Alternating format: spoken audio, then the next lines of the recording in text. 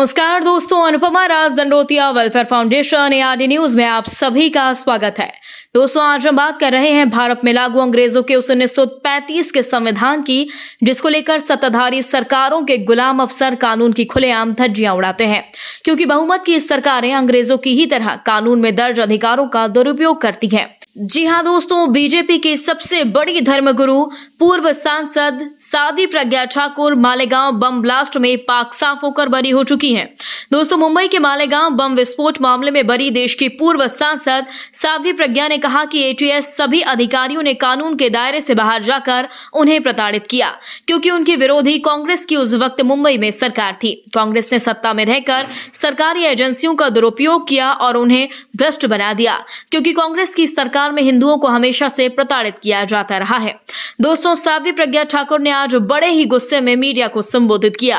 कहा कि मैंने कई बार कहा है कि मुंबई ATS में कांग्रेस का दलाल परमबीर एक भयानक राक्षस है, जो महिलाओं की इज्जत नहीं करता। एक वहशी दरिंदे की तरह उन्होंने सारी हदें पार कर दी और सारे कानून तोड़ दिए। साध्वी यही नहीं रुकी, उन्होंने बताया कि मुझे कानून के दायरे से बाहर प्रताड़ित किया गया।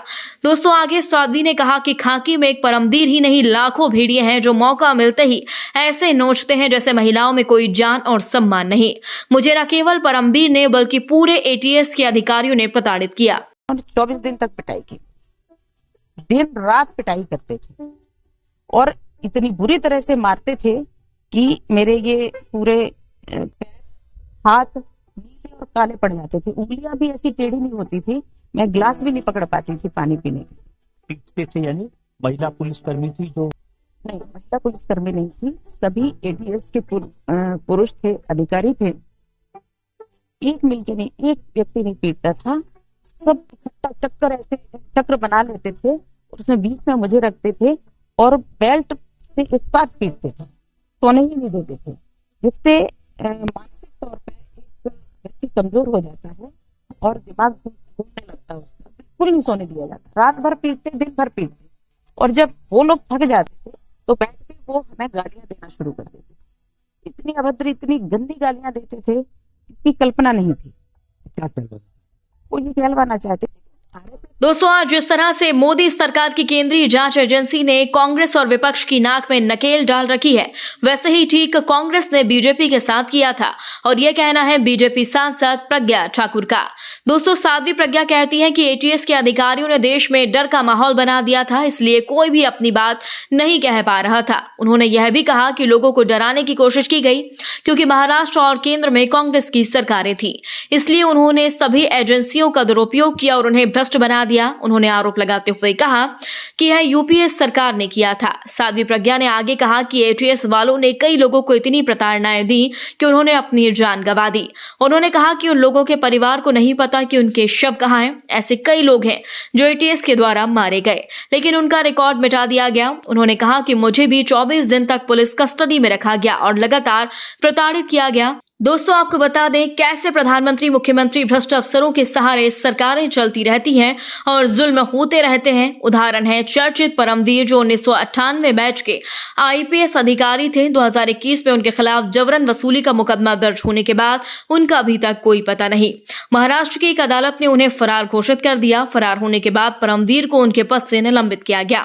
मुंबई पुलिस के फरार, लापता, निलंबित परमवीर ATS के अतिरिक्त आयुक्त थे और उन्होंने 2008 के मालेगांव विस्फोट मामले की जांच की और मुख्य आरोपी प्रज्ञा ठाकुर और लेफ्टिनेंट कर्नल प्रसाद पुरोहित को गिरफ्तार किया।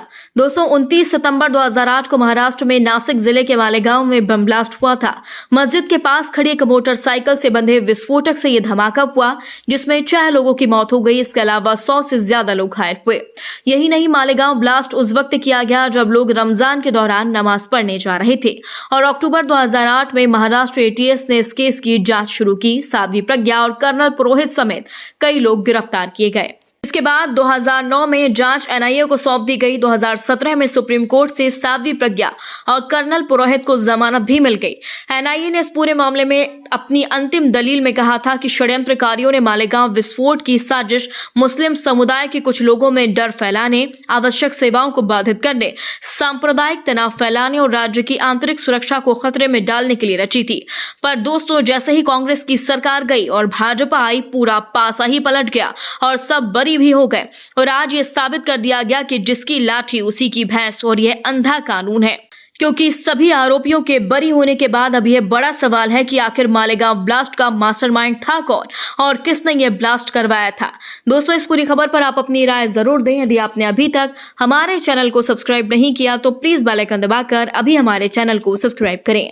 अगली ताजा खबर के साथ हम आपके बीच एक बार फिर हाजिर होंगे। तब तक के लिए नमस्कार, जय हिंद।